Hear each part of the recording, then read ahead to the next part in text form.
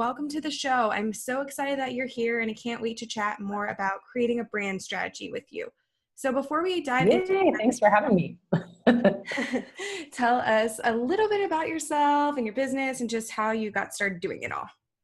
Sure. I'm the founder of Robyn Young & Co. So it's my namesake company, and we're a boutique branding studio out of downtown LA. And I got started in branding almost a decade ago. I worked with a company called Gallup & Robinson. I'm sure you've probably heard of the Gallup surveys. They're pretty well known. And for them, I did market research for big commercial brands like Nike and Target and Robbins Brothers. And I really learned the ins and outs of what appeals to, consumers from an in-store experience and also just commercially, taglines and colors and logos and things like that really appealed to them. So really not the most exciting work, but really, really important foundational work for, getting into marketing and branding.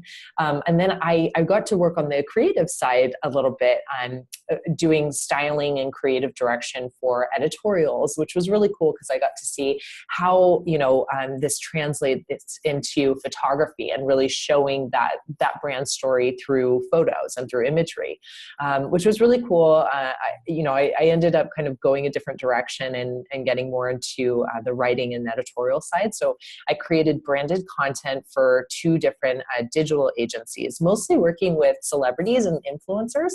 And then ended up working with a big company, UCLA, for their branding and marketing department, where I worked on every type of branding or marketing piece you could possibly imagine. So websites, email campaigns, social campaigns, brochures, just everything. I ran the gamut.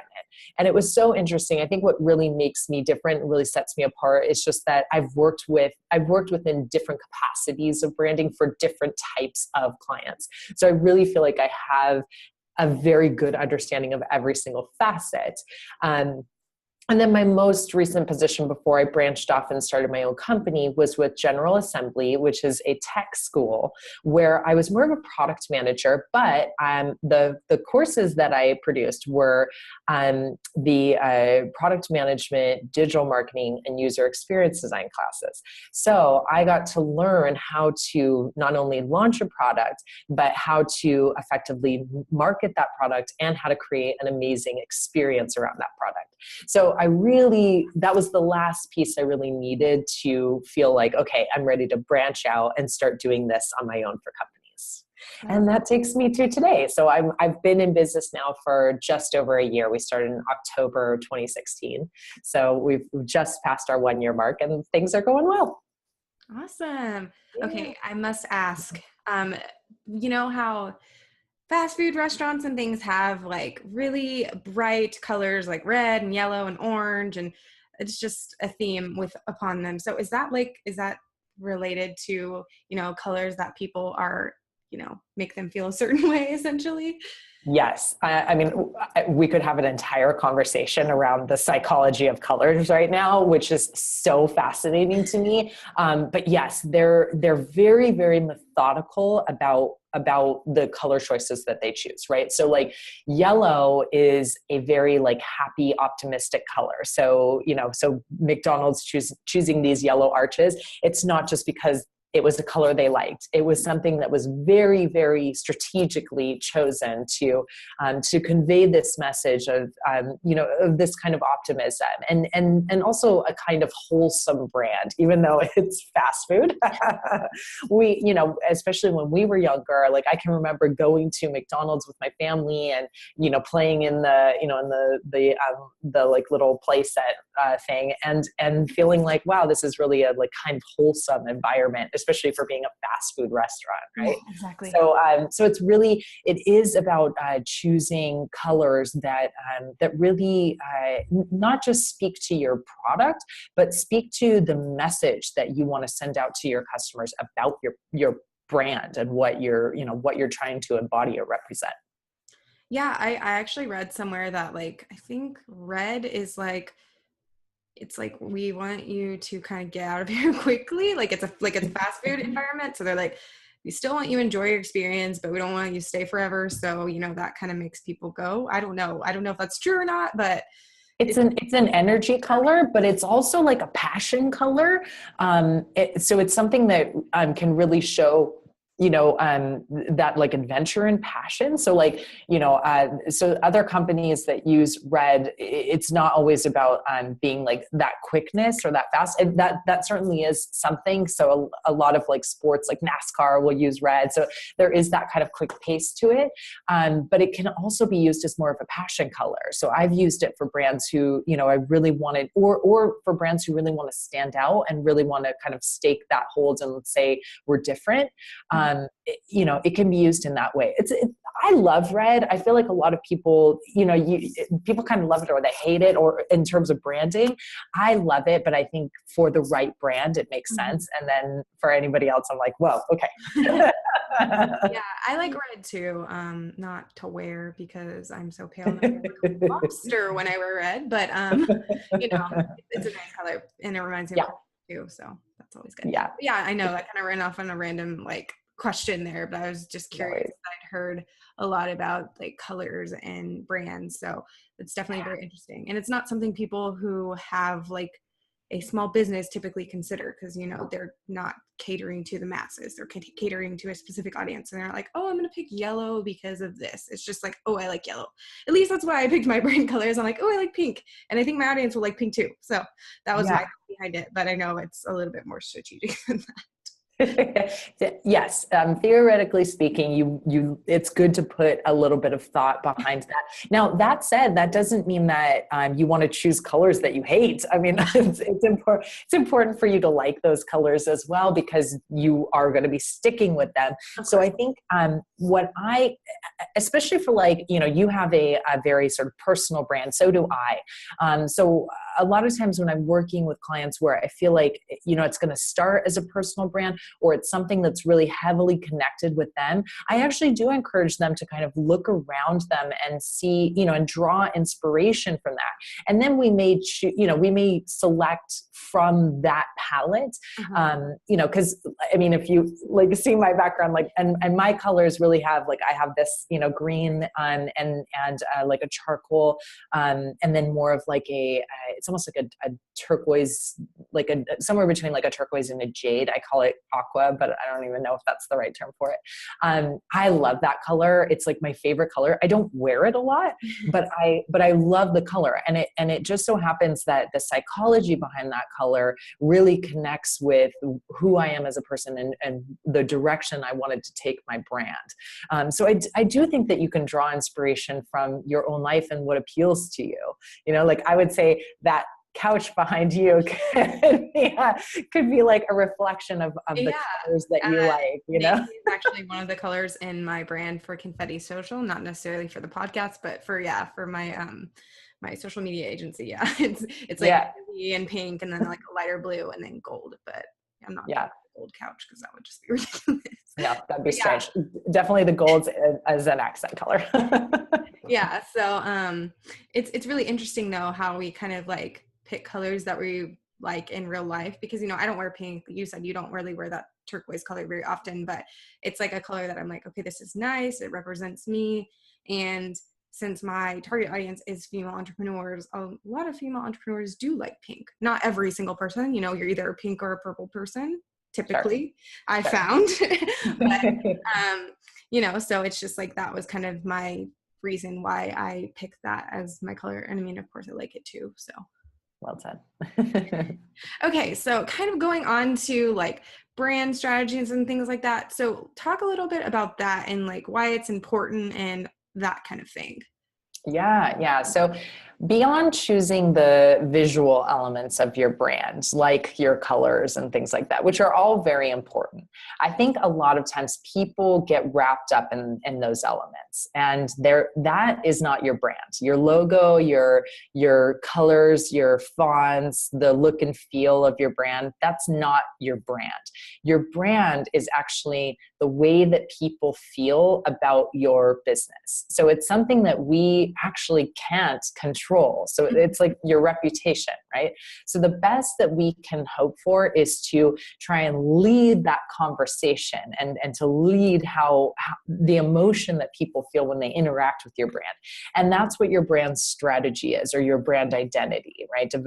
Essentially, a strategy is developing that brand identity or your positioning. So it's a lot of things that people actually typically find in like a business model canvas. So it's like your mission statement and your core values and your vision for your company, and maybe like the characteristics of your customer. Those are all, they're non-visual aspects that create the heart of your brand. So it really stakes that, that flag in the ground and say, this is what my brand stands for, and this is what we represent, and this is what we're trying to accomplish. So, these days, marketing is not just about what you make anymore. It's about who you are as a company and what you're trying to convey and what you're trying to achieve. So it's more about creating these kind of lifestyle brands that people can get behind and feel like, okay, this brand or this company is talking to me, right? So we ask ourselves as consumers, what does buying this product say about me, right? So think of like cars are the best example of this, right? So we think of like, I own a Mini and I consider myself a total Mini person. Like I'm into more of a European lifestyle. I like to, be on the go. I'm not into gas guzzlers or SUVs. I'm a mom, and yet I refuse to get like a mommy van. Like I refuse, right? So like it's buying that. And I swear, I think I will be a Mini like owner for life, because it's a brand that I feel like I really connect with, right? But like, if you think of like Lexus or Mercedes, like these are really status symbols. So we feel like by owning them, it's not just the price of them, it's the brand and what it represents itself, right?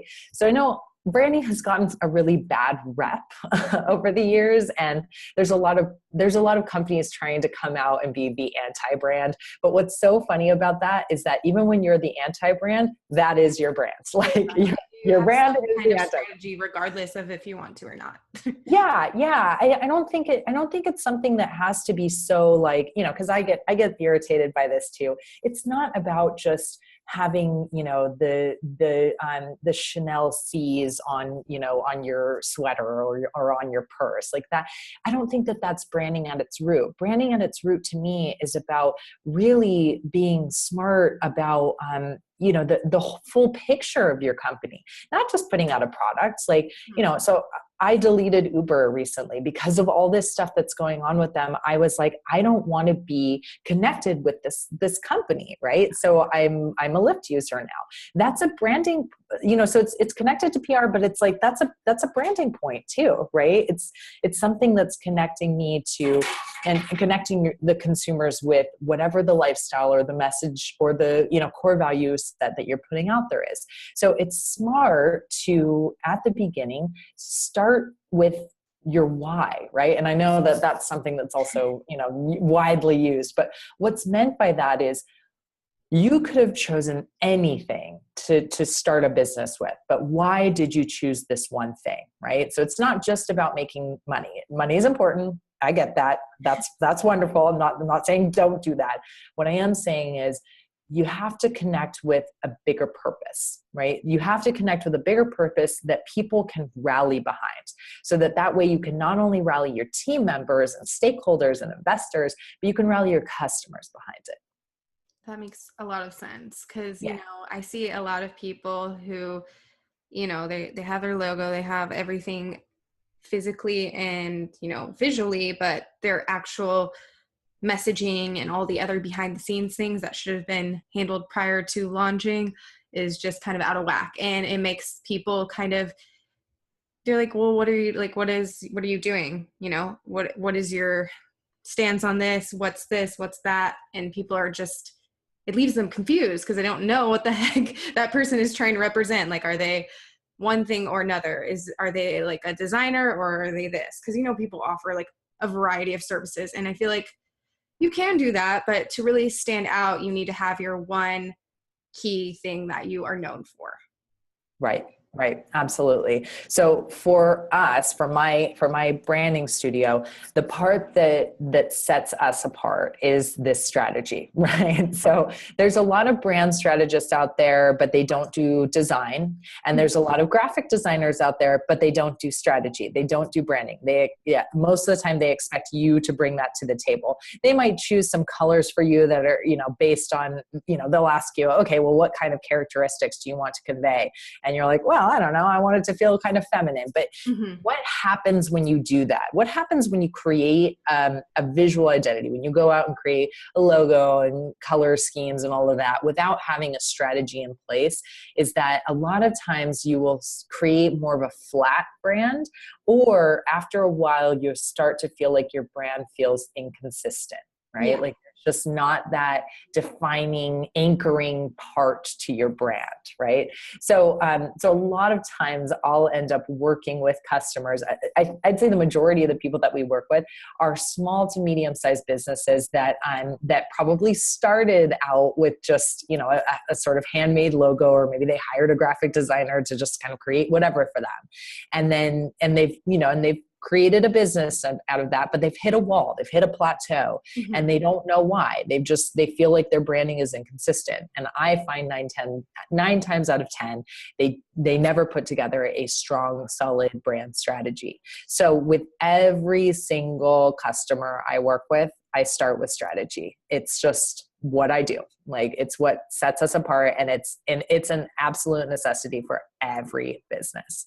So what I wanted to do, because those are, because our service, our core business is really made more for like small to medium sized businesses that are established, I wanted to find a way to bring this sort of strategy piece and make it something that was accessible to startups and to creative entrepreneurs who are just starting out, because you more than ever are still in need of a strong strategy. So what I did was I actually created a workshop that I now teach pretty regularly. I'll teach it at least a couple times a month in LA. Around strategy. And I'm actually hosting an even bigger, like, full day boot camp that will start with strategy. And then it actually will lead it more into like the other visual pieces, and speaking to how to take that strategy and translate it into the visual pieces, like your photography and fonts and colors and your website and things like that. So for those that are in Los Angeles that want to attend that boot camp, I'll give you details on how to do that. But anyway, so I teach workshops and boot camps around that. And I'm working on how to create a sort of online DIY course around it as well, because I think it's something that's so important and everybody needs to do it. So Yeah, I totally agree with that. I mean, when I first started my business, I kind of I had like a business plan essentially, but I didn't have all of the working elements. It was just like, okay, I need to get a website designed. So I got a website designed. But the girl who designed my website, she just did websites. So she just made a logo, and it was like, it wasn't really, I mean, it works, but it's not something that I think is going to stay with me forever. So going back, I wish I would have had something that was more, along the lines of evolving with me. And yeah, like the colors are fine, but it's just like the logo and other things. I feel like it just like I should have had a better strategy behind it, instead of just expecting someone who designs websites to make a logo and everything else too. Because yeah, website absolutely. designers, it's different. And a lot of them can do websites really well, but when it comes to like other things that don't involve coding, it's not as great. So Yeah. yeah, so that's definitely something I wish I would have had in the beginning. And I feel like a lot of people probably feel that way now, looking back on their business, like, wow, I wish I would have had all the working pieces in place prior to launching. For me, I Yeah. just thought everything was about the appearance of my website and things. And of course, I had like a specific messaging, and I worked with like a copywriter to get my messaging for my services and my about and things like that down. But it wasn't like, it didn't all come together how it should have, in my opinion. So Yeah, it's tricky. Branding is something that's not so linear. You know, a lot. It depends on the brand. It depends on the product. Like which pieces are more important to really nail. I'd say for everybody, the value prop and the mission statement are of the utmost importance because your mission statement is essentially what you know what you do and who you do it for, right? So anytime that you're talking to anybody about your business, you need to be able to do that in a very succinct way that makes sense to them, that's catchy and memorable. So I like short mission statements that are easy to read and easy to remember. Like this essentially becomes like your elevator pitch, right? It's like your mission statement plus your value prop. So your mission statement is like, here's what we do, here's who we do it for, and your value prop is what makes you different. So a lot of times a value prop could be several things. It's not just one sentence. Like it could be, maybe there are several elements that make you different. And then sometimes it can just be one thing or one key defining characteristic that makes you different. So it really just depends on the brand. But these are so important to start with and to build your visual presence, your visual identity around that, because it gives you a North Star, right? Like, so what I like to do in putting together a strategy, so what a strategy session with me looks like is I'll send an intake form ahead of time to my clients that just starts getting them thinking about their brand in a really visceral, emotional way, right? What are you trying to convey? And what are some words that represent your brand? What are some words that don't represent your brand? Like what you're trying to avoid is just as important as what the direction you're trying to go in. Of course. And questions about their competition and like who, brands that they like, websites that they like. So this just gets me into their head and understanding where they see this company going and really what makes them unique that I can leverage to position them. And then I then do an in-person strategy session where we will tackle all of the holes that I see in the brand. So anything that I see as potentially creating problems down the line, like anywhere that I feel like they need more information or just we need more workshopping or kind of brainstorming around it, we do it within that session.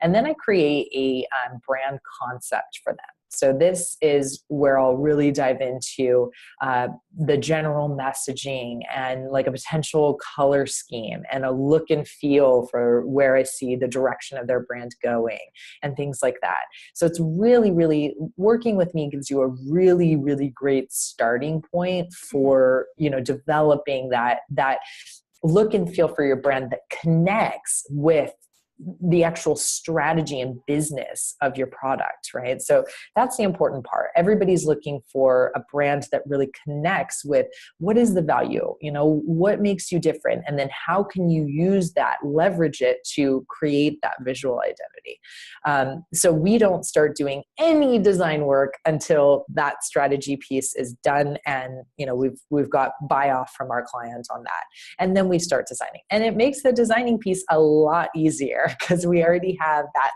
that direction. So there's cuts down on the back and forth in between too. Yeah, I can imagine that would make it easier because you don't have to be like, okay, wait, I have a question on this. And okay, wait, I have a question on this. And it makes it easier to design and you're not having to go and say, give them their draft and then have like thousands of edits because you didn't have their vision in mind from the get-go. So do you only work with clients locally, or do you also do people who aren't in your area as well? Yeah, we can. So I've actually worked with people in other cities as well. So it's same structure. The only difference is that most of the time they don't come in for the actual strategy session. We'll usually do it over like a conference call, or if they feel adamantly about it and they want to fly me into wherever they're at, I can do that too. But I say 9 out of 10 times it works to just do it over like a Zoom or a conference Of call. course. Yeah, but everything else is done digitally, so it's amazing. Yeah, no, I was just curious because some people are like, no, I only work locally, which is cool, but it's interesting to see how people handle their businesses. Each different person.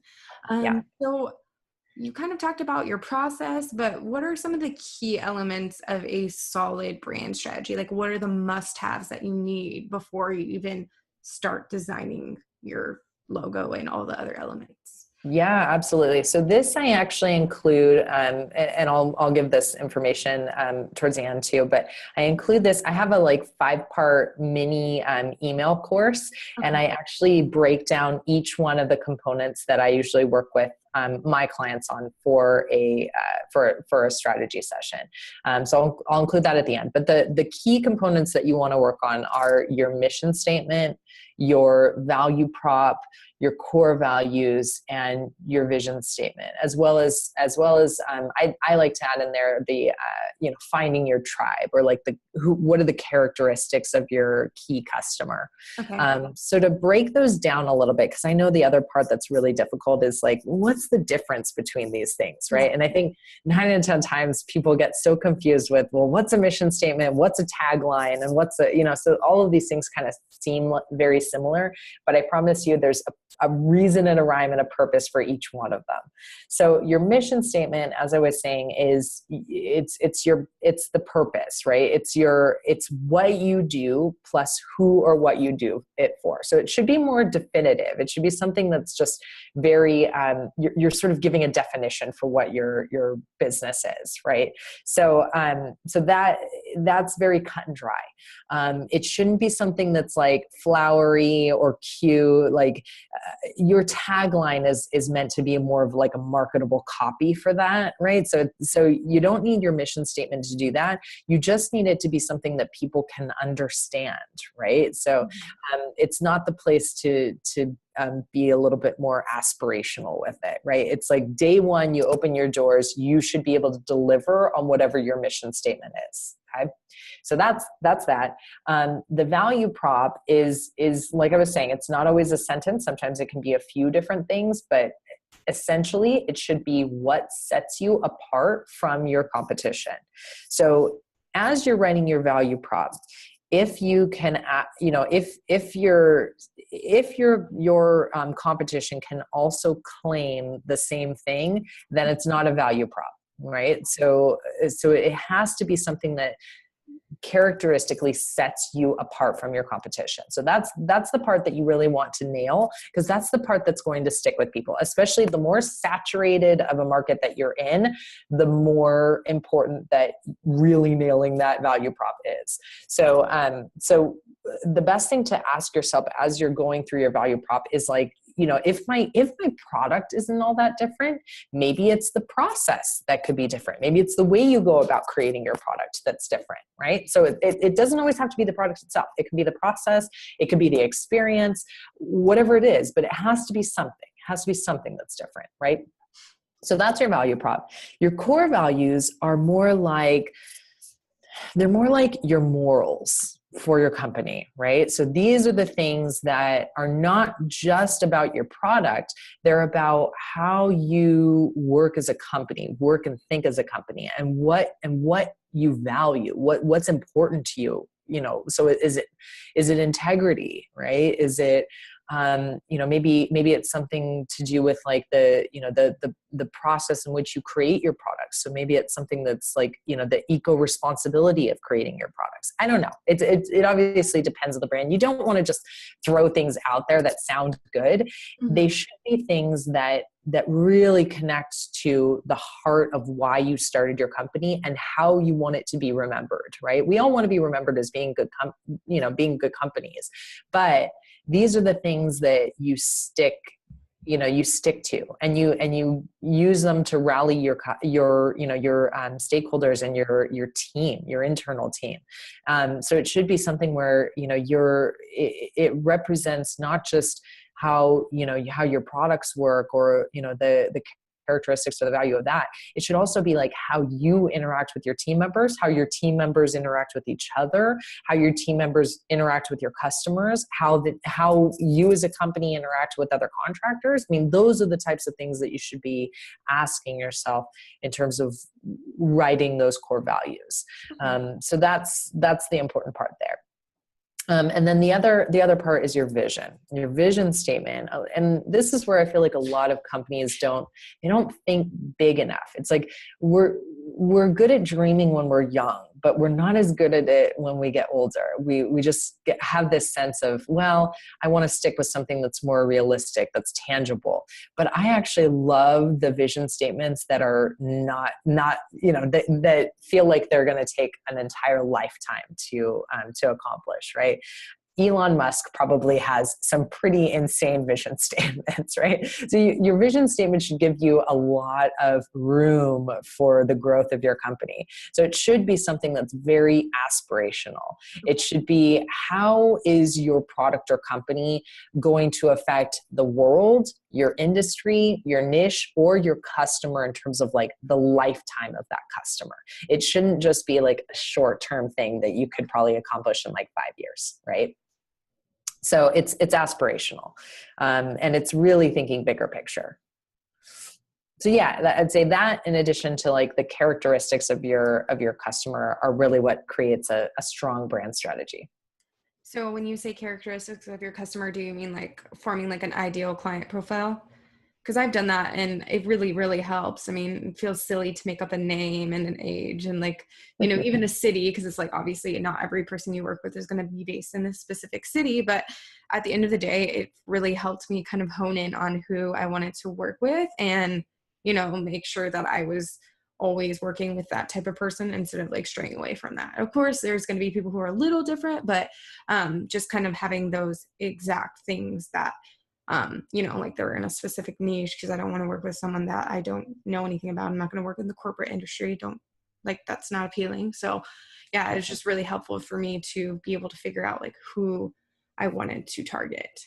Yeah, I mean, I do things a little bit differently. What you're talking about is persona development, which is good, I think, if you have enough data to build a robust persona with, right? And something that you're quite sure about. What I do instead is I look at characteristics of either existing, like buying tribes. So I like to. This is why I like asking clients, like, what are some other brands that really resonate with them? Because what you can do is, you don't want to tap into a competitor's existing customer base, but what you do want to do is find brands that resonate with your message, right? With that core, value set and that mission that you've put out, that really resonate with that message, and tap into their customer base. Figure out what are the characteristics about them, where do they work? What do they read? Where do they exist online? What are their likes? What are their dislikes? What are they talking about in terms of like their needs, and how can you address those pain points? So I prefer to do it that way. The personification that I do, instead of it being a customer, I actually do a personification of the brand. Okay. So I do this little exercise that is like your brand as a person, right? And what that helps me to do is to figure out what the voice might sound like, what the look and feel should feel like, and how to leverage the other brands that this person, so if this brand were a person, what would they read? Where would they work? Those types of things. So I don't do it for the customer. I do it more aspirationally for the brand. So there is a difference, because the customers are a lot more, I think it's harder to create this sort of ideal persona for your customer, because we as humans, like, we don't fit in these little boxes, right? So it's a lot better to just take characteristics that are, that you've actually tested and seen, like, yes, this is a characteristic of a customer that we want to appeal to. And then create your persona around your brand, because that is something, your brand should be aspirational, right? So that part, it's okay to make it more of a, like, this is the box in which our brand exists. And this is, if we were to create a spokesperson for our brand, like, this is what they would look like. So that's the kind of persona development I like to do. Okay. All right. Yeah. So now on to the 3 questions that I ask everyone that comes on the show. So what does it mean for you to be an entrepreneur, and what's your favorite part about it? So to me, being an entrepreneur means that you see something that can be done better, and you go out and you take the leap and you attempt to make it better. I know that's a really like vague definition, but to me, that's what being an entrepreneur really is. Like at its core, sure, it's all the other things too. It's having the right mindset and having the right mentorship and having the right network and knowing how to, really be productive with your time. It's all of those things, but at its core, it's really about wanting to change a system or the world or your industry in an impactful way. Because that usually is the reason why most of us get into this in the first place. As far as my favorite part about it, I mean, I'm somebody who's always been very autonomous and very independent. And I've never, ever felt like in any job that I had the capacity to use all of the assets and skills that I felt like I had. Yeah. So now I get to sort of choose my own adventure. And when I want to create something new and a new opportunity in my company, I don't have to ask anyone. I just go out and do it. For me, that's the best part. I like that part too, because it's like you're in charge of everything and you get to pick your own fate versus sitting at a corporate job and them telling you, okay, this is what you're going to do today. And this is the clients that you're going to work with. You don't get to pick that. So yeah, it's definitely nice to have the freedom in that aspect to kind of do whatever you want to do. Yep.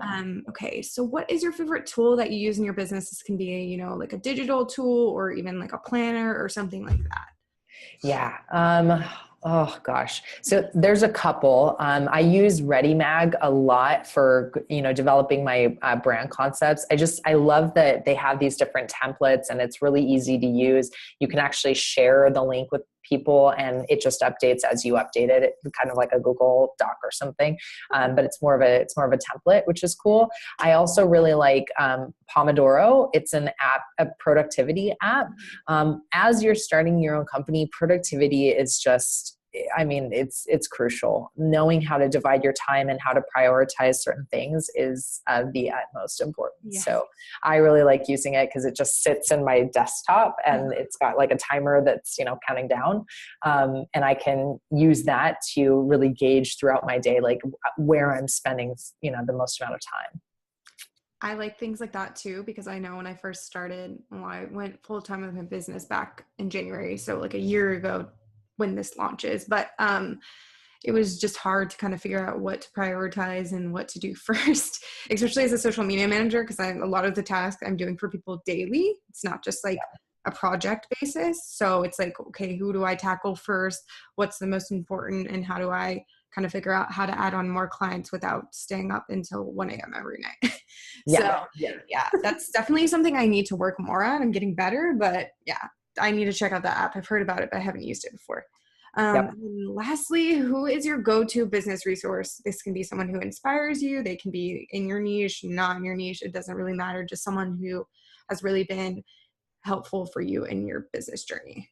Yeah. So I have these two really amazing ladies that I started a mastermind call with. And we do it every week on Mondays. And, they've been not just like my soundboard, but they've really been that like support system. And I feel like what's really great about us is that we all have our different strengths. So we're all kind of in similar industries, but we're not competitors by any means. So the two women that I do it with is Tony Puri, and she actually launched her book. It's called My Hype Book. And it's all about, she created this successful PR company, and she still works in PR for a few clients here and there. But she actually left it to launch this book that's all about, building that confidence for yourself, which is crazy important. I can't speak to how important mindset work is when you're starting out and when you're, building a business, because the attitude that you bring to your work is going to make or break you every day. right? So, it's crazy how important it is. So I highly recommend looking into that. And the other lady is Lizzie Okoro, who is actually the founder of Bunch magazine, which was one of my favorite magazines before I ever even met her. And then once I met her, I kind of geeked out. It's like, oh my gosh, I love you already. So yeah, I mean, she is so fantastic at knowing how to create a strategy around a business and how to make something profitable. She has helped me tremendously in really, working on different facets of my company, and like developing this boot camp and courses. And I'm definitely tapping her for this DIY branding product that I'm building, which I'm hoping that once this is live, I'll be in the thick of creating it. And hopefully by, Q2, Q3 of next year, it'll be ready. But yeah, so those are my go-to resources. I love them. It's incredibly important to have that support when you're starting out. So I highly recommend getting that if you don't feel like you have one already. Yeah, I always love like asking people that question because everyone has such different answers, and we all have our own people that are helpful, whether it's another entrepreneur or even something like our family members or someone that's just been inspirational in that way. So it's really cool, and it kind of gives me like a idea of who else I could potentially interview on the podcast as well. So Ooh, yeah. If you so want an introduction to either one of those ladies, I'm happy to make one. okay, so tell everyone where they can find you on the web, so your website and your social channels and all that stuff. Yeah, absolutely. So the website is pretty cut and dry, simple. It's robynyoung.co, and that's Robyn with a Y. So it's ROBYN young.co. And I think actually the simplest way to keep in touch with us is to join our mailing list. And I have a really easy way to go about doing that. So if you actually just text Robyn Young, my name, to 345-345, it will request your email address. So if you just send just your email address back, and then you'll get a confirmation. And I swear to you, that will be the only 3 texts that you'll ever receive from me. I promise not to abuse your phone number, but that will put you into our email list where you're going to get all sorts of goodies. So the first thing you'll get is our brand planning workbook. And this is kind of like a scratch pad for getting you used to kind of thinking about your brand in that visceral way and setting that foundation for the strategy. So that'll be the first part that you'll get. And then a little bit later on, you'll get that 5-part mini course that will come via email to speak to really setting the foundation. So it'll take you through mission statements, core values, visions, and setting that, that unique buying tribe. And I'll actually include some examples in there from like other companies and things like that. So it's really good. It's sort of a step-by-step guide. And then once we do have that DIY product ready to go, and it'll be something that will be an online course, so you can access it anywhere, I will be sending a message through that email list. So that's the best way to keep in contact with us. Secondary to that, I would say would be our Instagram, and we're at robynyoung.co on Instagram. So please follow us there too. Awesome. Well, thank you so much for being a guest. Oh, also, with the texting thing, I've heard good things about something like that, because when people are listening to the podcast and they're driving, if they want to like subscribe, it's so much easier to text something than be like, hold on, let me write this down for later, so I'm definitely going to look into that on my podcast as well. But yes, thank you so much for being a guest. I really enjoyed talking to you, and yeah. Perfect. Thank you so much for having me, Jenny. Of course.